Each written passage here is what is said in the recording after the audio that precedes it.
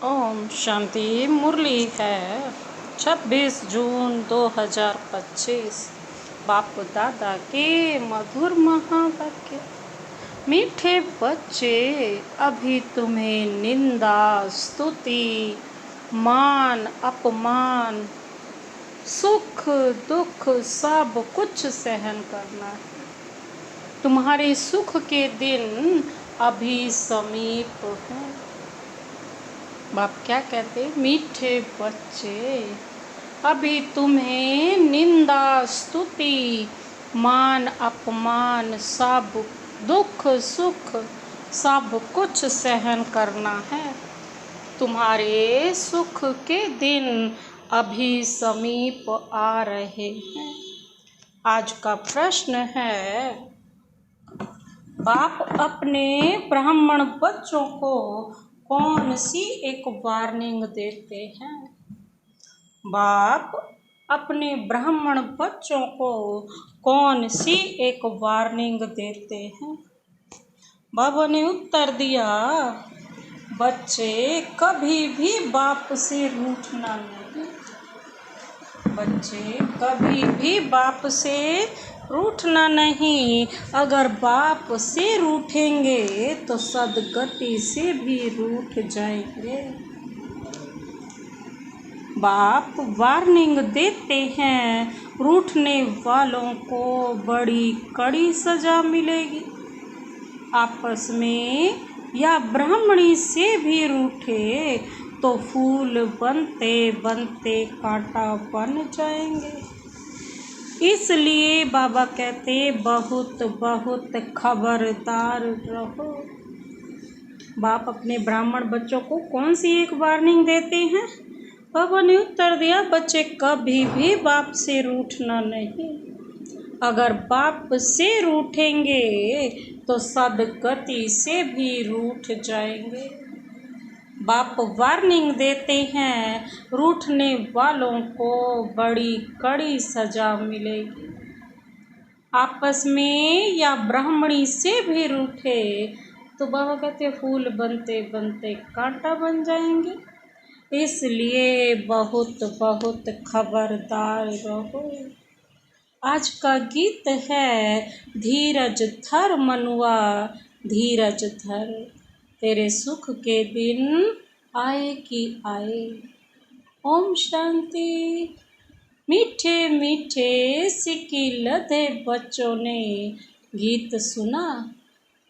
तुम बच्चों के जो भी जन्म जन्मांतर के दुख हैं सब दूर हो जाने चाहिए। इस गीत की लाइन सुनी?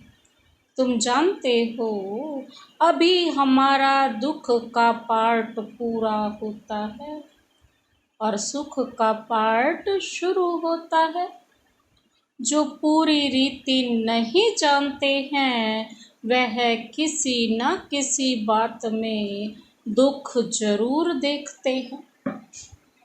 यहाँ बाबा के पास आने से भी कोई न कोई प्रकार का दुख भासेगा। बाबा समझ सकते हैं। बहुत बच्चों को तकलीफ होती होगी जब तीर्थ यात्रा पर जाते हैं तो कहाँ भीड़ होती है, बरसात पड़ जाती है, कभी तूफान लग पड़ते हैं। जो सच्चे भगत होंगे वह तो कहेंगे क्या हर्जा है, भगवान के पास जाते हैं, भगवान समझ कर ही यात्रा पर जाते हैं। बाबा कहते, ढेर के ढेर भगवान हैं मनुष्यों के, तो जो अच्छे मजबूत होते हैं वह तो कहते हैं हर्जा नहीं। अच्छे काम में हमेशा विघ्न पड़ते हैं।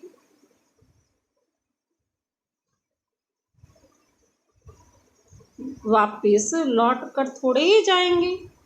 कोई कोई तो लौट भी जाते हैं। कभी विघ्न पड़ते हैं, कभी नहीं भी पड़ते हैं। बाप कहते हैं, बच्चे यह भी तुम्हारी यात्रा है। तुम कहेंगे हम बेहद के बाप पास जाते। वह बाप सबके दुख हरने वाला है, यह निश्चय है। आजकल देखो मधुबन में कितनी भीड़। बाबा का ओना रहता है ना, बहुत उनको तकलीफ भी होती होगी। पट में सोना पड़ता है, नीचे सोना पड़ता है। बाबा थोड़ी ही चाहता है बच्चों को पट में सुलाए। कोई भी बाप नहीं चाहता ना कि मेरा बच्चा नीचे सोए, परंतु ड्रामा अनुसार भीड़ हो गई है। कलप पहले भी हुई थी, फिर होगी। इसमें कोई दुख नहीं होना चाहिए। यह भी जानते हैं पढ़ने वाले कोई तो राजा बनेंगे, कोई फिर रंक भी बनेंगे। कोई का ऊंचा मर्तबा, कोई का कम, परंतु सुख जरूर होगा। यह भी बाबा जानते हैं कोई बहुत कच्चे हैं जो कुछ भी सहन नहीं कर सकते। उनको कुछ तकलीफ होगी, कहेंगे हम तो नाहिक आए, या कहेंगे हमको ब्राह्मणी चोर करके ले आई। बाबा कहते ऐसे भी होंगे जो कहेंगे हमको ब्राह्मणी से ने नाहिक फंसाया, पूरी पहचान नहीं की, विश्वविद्यालय में आए हैं, यूनिवर्सिटी में पहुंच गए ना। इस समय की पढ़ाई से तो कोई तो राव बनेंगे, कोई रंक भी बनने वाले हैं भविष्य में। यहाँ के रंक और राव में और वहाँ के रंक राव में रात दिन का फर्क होता है। यहाँ के राव भी दुखी हैं तो रंक भी दुखी हैं, वहाँ दोनों सुखी रहते हैं। यहाँ तो है ही पतित विकारी दुनिया। भल किसके पास बहुत धन है, बाप समझाते हैं यह धन माल सब मिट्टी में मिल जाना। जो भी है ना, ये सब कुछ विनाश में यहीं समाप्त हो जाना। यह शरीर भी खत्म हो जाएगा, आत्मा तो मिट्टी में नहीं मिलती। आत्मा ही अजर हमारा विनाशी है ना। कितने बड़े बड़े साहूकार हैं बिड़ला जैसे, परंतु उनको क्या पता कि अब यह पुरानी दुनिया बदल रही है। मालूम होता तो फट से आ जाते। कहते यहाँ भगवान आया हुआ है, फिर भी जाएंगे कहाँ, सिवाय बाप के कोई को सदगति मिल न सके। अगर कोई रूठ गया तो कहेंगे सदगति से रूठ गया। ऐसे बहुत रूठते हो रहेंगे, गिरते रहेंगे। आश्चर्यवत सुनंती निश्चय होवंती, कोई तो समझते हैं बरोबर इन बिगर कोई रास्ता है नहीं। इनसे तो सुख और शांति का वर्षा मिलेगा, इन बिगर सुख शांति मिलना असंभव है। जब धन बहुत हो तब तो सुख मिले, धन में ही सुख होता है ना। वहाँ मूल वतन में तो आत्माएं शांति में बैठी हैं। कोई कहे हमारा पाठ नहीं होता तो सदैव हम वहाँ रहते। जिनका पाठ नहीं है तो वो कहते हैं हम सदैव वहाँ रहते, परंतु ऐसे कहने से थोड़े ही होगा। बच्चों को समझाया गया है यह बना बनाया खेल है। बहुत हैं जो किसी न किसी संशय में आकर छोड़ जाते हैं, ब्राह्मणी से रूठ जाते हैं, या आपस में रूठ कर पढ़ाई छोड़ देते हैं। अभी तुम यहाँ पुल बनने के लिए आए हो, महसूस करते हो कि बरोबर हम कांटे से फूल बन रहे। पुल जरूर बनना है। कोई को कुछ संशय है, फलाना यह करते हैं, यह ऐसे हैं, इसलिए हम नहीं आएंगे। बस रूठ कर जाए, घर में बैठ जाते हैं। बाप कहते हैं सबसे तो भल रूठो, लेकिन एक बाप से कभी नहीं रूठो। बाबा कहते हैं, बाबा तो वार्निंग देते हैं ना, सजाएं बहुत कड़ी हैं। गर्भ में भी जो सजाएं मिलती हैं, सब साक्षात्कार कराते हैं। बिगर साक्षात्कार के सजा मिल नहीं सकती। यहाँ का भी साक्षात्कार होगा। तुमने पढ़ते पढ़ते आपस में लड़ झगड़ कर रूठ कर पढ़ाई छोड़ दी थी। तुम बच्चे समझते हो हमको फादर से पढ़ना है, बाबा से पढ़ना है। पढ़ाई कभी छोड़नी नहीं है। तुम यहाँ पढ़ते ही हो, मनुष्य से देवता बनने। ऐसे ऊंचते ऊंच बाप के पास तुम मिलने आते। कभी जास्ती आ जाते हैं, ड्रामा अनुसार कुछ तकलीफ हो पड़ती है। बच्चों को अनेक तूफान आते हैं। फलाना चीज ना मिली, यह नहीं मिला, यह तो कुछ भी नहीं है। जब मौत का समय आएगा तो अज्ञानी मनुष्य कहेंगे हमने क्या गुनाह किया है। नाहिक जो हमें मारते हैं, उस पिछाड़ी के पार्ट को ही कहा जाता है खूने नाहिक पार्ट, क्योंकि लास्ट में क्या होगा, विनाश। अचानक बॉम्ब्स गिरेंगे, ढेर के ढेर मरेंगे। यह है खूने नाहिक हुआ ना। अज्ञानी मनुष्य ऐसे चिल्लाएंगे। तुम बच्चे तो बहुत खुश होते हो ना, क्योंकि तुम जानते हो इस दुनिया का विनाश होना ही है। अनेक धर्मों का विनाश ना हो तो एक सत्य धर्म की स्थापना कैसे होगी। सतयुग में एक आदि सनातन देवी देवता धर्म था। किसको क्या पता सतयुग आदि में क्या था। यह है पुरुषोत्तम संगम युग। बाप आए ही हैं सबको पुरुषोत्तम बनाने। सबका बाप है ना। ड्रामा को तो तुम जान गए हो, सब तो सतयुग में नहीं आएंगे। इतनी करोड़ों आत्माएं सतयुग में थोड़े ही आएंगी। यह है डिटेल की बातें। बहुत बच्चियां हैं जो कुछ भी समझती नहीं, भक्ति मार्ग के हिरे हुए हैं, ज्ञान बुद्धि में बैठ न सके। भक्ति की आदत पड़ी हुई। कहते हैं भगवान क्या नहीं कर सकता। मरे हुए को जिंदा कर सकते हैं। बाबा के पास आते हैं, कहते हैं फलाने मनुष्य ने मरे हुए को जगाया, तो क्या भगवान नहीं कर सकता है।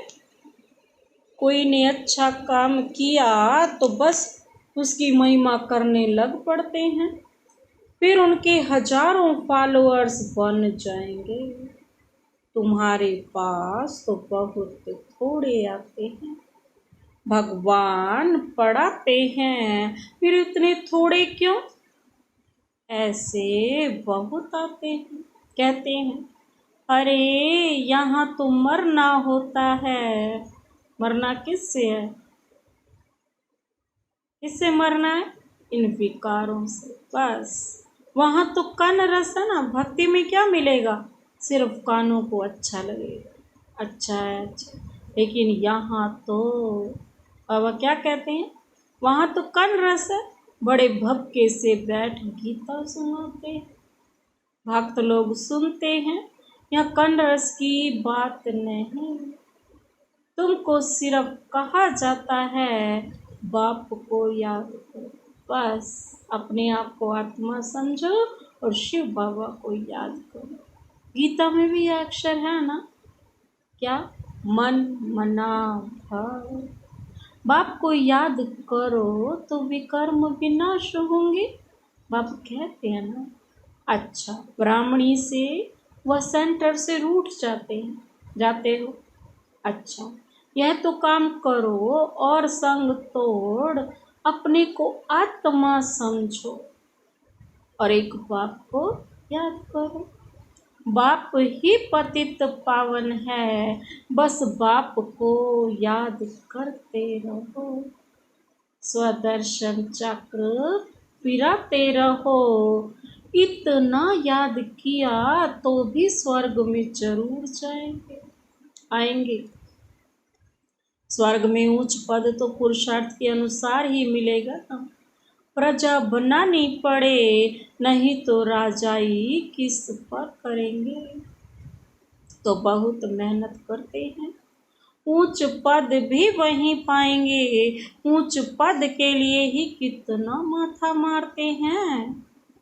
पुरुषार्थ बिगर बाबा कहते कोई रह नहीं सकता। तुम बच्चे जानते हो, ऊंच ते ऊंच पतित पावन बाप है। मनुष्य महिमा भल गाते हैं परंतु अर्थ नहीं समझते। भारत कितना साहूकार था, भारत है स्वर्ग, वंडर ऑफ वर्ल्ड। वह 7 वंडर्स माया के और सारे ड्रामा में ऊंचते ऊंचे है स्वर्ग। पूरे ड्रामा में सबसे ऊंच और सबसे सर्वश्रेष्ठ क्या है, स्वर्ग, और नीचे ते नीचे है नर्क। अभी तुम बाप के पास आए हो, जानते हो मीठा बाबा इतना ऊंचते ऊंच ले जाते हैं, उनको कौन भूलेंगे। भल कहाँ भी बाहर जाओ, सिर्फ एक बात याद रखो, बाप को याद करो। बाप ही श्रीमत देते हैं 6 भगवान, बाप ही श्रीमत देते ना, क्या, भगवानुवाच, ना कि ब्रह्मा भगवानुवाच, शिव बाबा भगवानुवाच। बेहद का बाप बच्चों से पूछते हैं, बच्चे हम तुमको इतना साहूकार बना कर गए, फिर तुम्हारी दुर्गति कैसे हुई। हर बार बाप तो हमें ऊंचा पहुंचाता ना, हमारी सदगति करने आते हैं, हमें माला माल कर देते हैं। तो बाबा कहते हैं इतना साहूकार बनाया तो दुर्गति कैसे हुई। परंतु सुनते ऐसे हैं जैसे कुछ भी समझते ही नहीं, क्योंकि सारा ज्ञान विस्मृत हो चुका है। तो बच्चों को थोड़ी तकलीफ होती है, दुख सुख स्तुति निंदा भी सब सहन करना पड़ता है। यहाँ के मनुष्य देखो कैसे हैं, प्राइम मिनिस्टर को भी पत्थर मारने में देरी नहीं करते। कहते हैं स्कूल के बच्चों का न्यू ब्लड है, बहुत महिमा करते हैं उनकी, समझते हैं यह फ्यूचर का न्यू ब्लड है। परंतु वही स्टूडेंट दुख देने वाले निकल पड़ते हैं, कॉलेजों को आग लगा देते हैं, 1-2 को गाली देते रहते हैं। बाप समझाते हैं दुनिया का क्या हाल है। ड्रामा का एक्टर होकर भी ड्रामा के आदि मध्य अंत और मुख्य एक्टर्स आदि को नहीं जानते हैं। दोनों को क्या कहें, बड़े ते बड़ा कौन है। बाबा कहते उसकी बायोग्राफी तो जाननी चाहिए ना। कुछ भी नहीं जानते। ब्रह्मा विष्णु शंकर का क्या पार्ट है, धर्म स्थापकों का क्या पार्ट है। मनुष्य तो अंधश्रद्धा में आकर सबको प्रिसेप्टर कह देते, धर्मात्मा कह देते। गुरु तो वह है जो सदगति करता है। अब सर्व का सदगति दाता तो एक ही परम पिता परमात्मा है। वह है परम गुरु भी है, फिर नॉलेज भी देते हैं, तुम बच्चों को पढ़ाते भी हैं। उनका पार्ट ही वंडरफुल है। धर्म भी स्थापन करते हैं और सभी धर्मों को खल्लास भी करते हैं। और तो सिर्फ धर्म स्थापन करते हैं, स्थापना और विनाश करने वाले को ही गुरु कहेंगे ना। बाप कहते हैं मैं कालों का काल हूँ। एक धर्म की स्थापना और बाकी सभी धर्मों का विनाश हो जाएगा। अर्थात इस ज्ञान यज्ञ में स्वाहा हो जाएंगे। फिर ना कोई लड़ाई लगेगी, ना यज्ञ रचा जाएगा। तुम सारे विश्व के आदि मध्य अंत को जानते हो और तो सभी नीति नीति कहते हैं। तुम ऐसे थोड़े ही कहेंगे, बाप बिगर और कोई समझा न सके। तो तुम बच्चों को बड़ी खुशी होनी चाहिए, परंतु माया का सामना ऐसा होता है जो याद ही मिटा देती है। इतनी खतरनाक है माया। तुम बच्चों को दुख सुख मान अपमान सहन करना है। यूँ तो यहाँ कोई अपमान किया नहीं जाता। अगर कोई भी बात है तो बाप को रिपोर्ट करनी चाहिए। रिपोर्ट नहीं करते तो बड़ा पाप लगता है। पाप को सुनाने से झट उनको सावधानी मिलेगी। बाबा कहते हैं इस सर्जन से छिपाना नहीं चाहिए। बड़ा भारी सर्जन है। ज्ञान इंजेक्शन, इनको अंजन भी कहते हैं। अंजन को ज्ञान सुरमा भी कहा जाता है। जादू आदि की तो बात ही नहीं है। बाप कहते हैं मैं आया हूँ तुमको पतित से पावन होने की युक्ति बताने। पवित्र नहीं बनेंगे तो धारणा भी नहीं होगी। इसी काम के कारण ही फिर पाप होते हैं। इन पर जीत पानी है। बाबा कहते खुद ही विकार में जाता होगा तो दूसरे कोई को कह नहीं सकेंगे। वह तो महापाप हो जाए। बाप कहानी भी सुनाते हैं ना कि पंडित ने कहा राम राम कहने से सागर पार हो जाएंगे।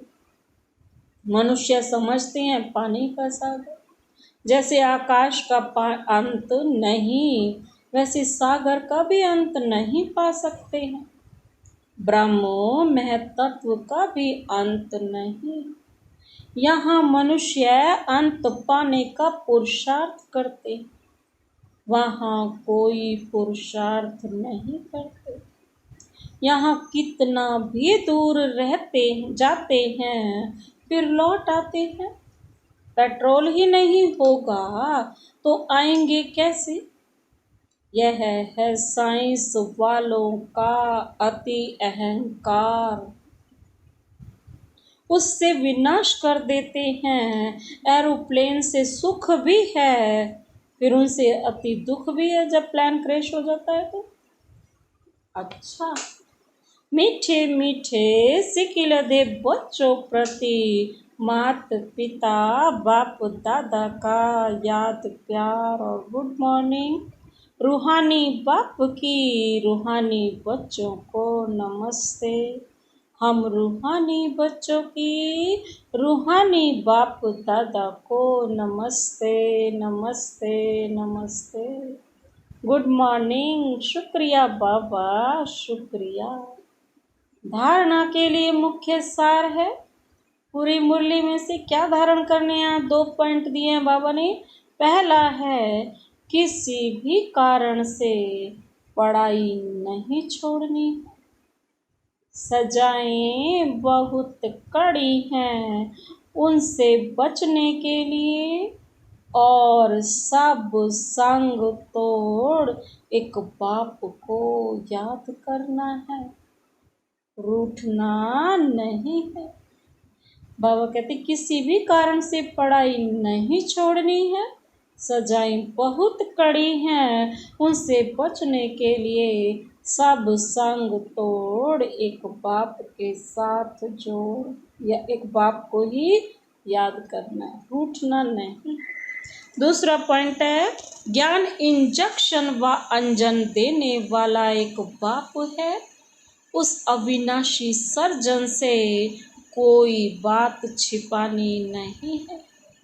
बाप को सुनाने से झट सावधानी मिल जाएगी। ज्ञान इंजेक्शन व अंजन देने वाला एक बाप है। उस अविनाशी सर्जन से कोई बात छिपानी नहीं है। बाप को सुनाने से झट सावधानी मिल जाएगी। आज का वरदान, वरदानी हाथ शिव बाबा का अपने सिर पर अनुभव करते हुए यह वरदान अपने में समाते हैं। तन की तंदुरुस्ती, मन की खुशी और धन की समृद्धि द्वारा श्रेष्ठ भाग्यवान भव। तन की तंदुरुस्ती, मन की खुशी और धन की समृद्धि द्वारा श्रेष्ठ भाग्यवान भव। विस्तार है संगम युग पर सदा स्व में स्थित रहने से तन का कर्म भोग सूली से काटा हो जाता है। तन का रोग योग में परिवर्तन कर देते हो, इसलिए सदा स्वस्थ हो। मन मना भाव होने के कारण खुशियों की खान से सदा संपन्न हो, इसलिए मन की खुशी भी प्राप्त है और ज्ञान धन सब धनों से श्रेष्ठ है। ज्ञान धन वालों को प्रकृति स्वतः दासी बन जाती है और सर्व संबंध भी एक के साथ हैं। संपर्क भी होली हंसों से है, इसलिए श्रेष्ठ भाग्यवान का वरदान स्वतः प्राप्त है। आज का स्लोगन याद और सेवा दोनों का बैलेंस ही डबल लॉक है। याद और सेवा दोनों का बैलेंस ही डबल लॉक है। अब व्यक्ति इशारे हैं। आत्मिक स्थिति में रहने का अभ्यास करो, अंतर्मुखी बनो। आत्मिक स्थिति में रहने का अभ्यास करो, अंतर्मुखी बनो। जैसे अनेक जन्म अपने देह के स्वरूप की स्मृति नेचुरल रही है, वैसे ही अपने असली स्वरूप की स्मृति का अनुभव थोड़ा समय भी नहीं करेंगे क्या? यह पहला पाठ कंप्लीट करो, मैं आत्मा हूँ। तब अपनी आत्माभिमानी स्थिति द्वारा सर्व आत्माओं को साक्षात्कार कराने के निमित्त बनेंगे। अच्छा, ओम शांति।